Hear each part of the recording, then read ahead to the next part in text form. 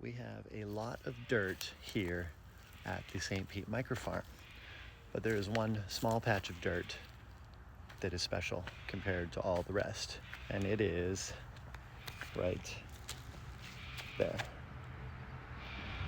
Now, the reason that patch of dirt is special is because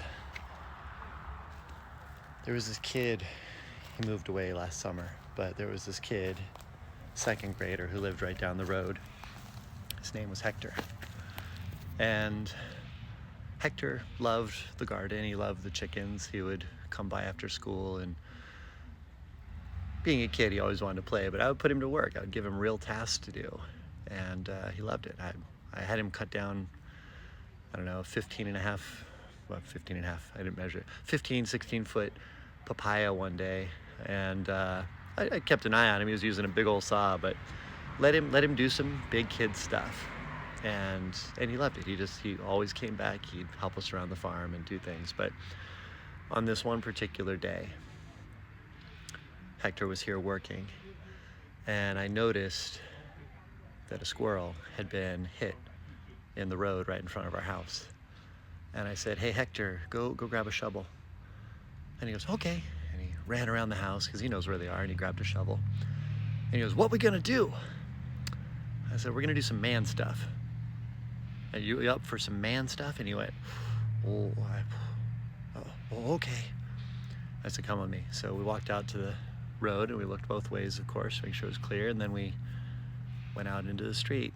And when we saw the squirrel, whose insides were now outside, unfortunately, I said, "All right, Hector, scoop him up with the shovel."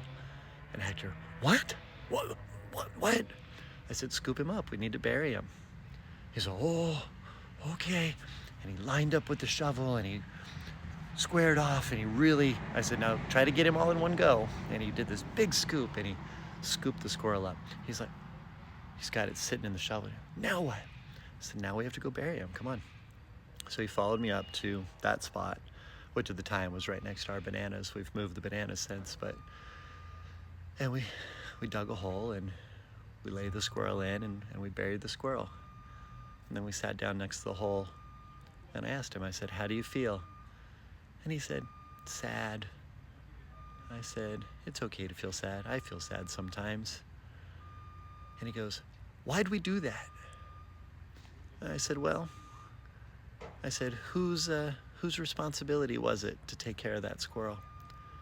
And Hector thought for a minute, and he goes, "I don't know." He couldn't think whose job it was. And I said to Hector, I said, in life, anytime you encounter something where you think to yourself, "I'm not sure whose job that is," think to yourself if maybe it isn't your job, something you can take on yourself. I mean, I don't know who you call to clean up a poor squirrel that's been squished in the road. So he thought about that for a minute, and I said, "Yeah, anytime in life, if there's something, if you can just do it yourself, just if it needs to be done, take care of it." And I said, that's why we called it man stuff. It wasn't pleasant, it wasn't fun, but it just needed to be done.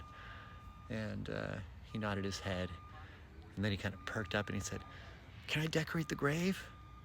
I said, "Sure." I said, "Just ask Miss Stephanie for permission before you cut any flowers." And he ran off, and he actually cut some flowers and some nice branches that had nice leaves, and he decorated the grave. And I wondered to myself, when he left not long after that day, and I wondered to myself, when he's my age, years old, I wonder if when he's all grown up and has a house of his own, if someday he'll teach the neighbor kid to bury a squirrel or do some sort of thing like that.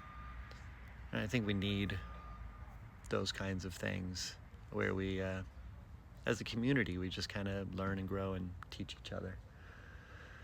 Now, all that said, shameless self-promotion, that is one of the stories in my book, Stories That Move, which has 65 different stories that all have sort of this moral message, and they're a little offbeat, kind of like that one. But the first 20 chapters are lessons I learned from childhood.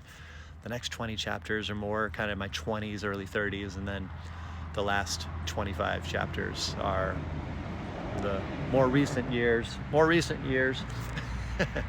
with one story in there being as recent as about 2.5 years ago now. But anyways, if you're looking for a stocking stuffer or a gift for someone you know or friends, and they're all short stories, they're pretty quick reads, and then you got to do the photo. I don't know if that came out or not, but Stories That Move, and it's available. My Life in Many Allegories by Bill Berry, and it's available on Amazon. And if you do get a copy, if you read it, I'd love to know what you think of it. So thanks for watching this video. Hope you enjoyed it, and y'all are great. Thanks again for being here.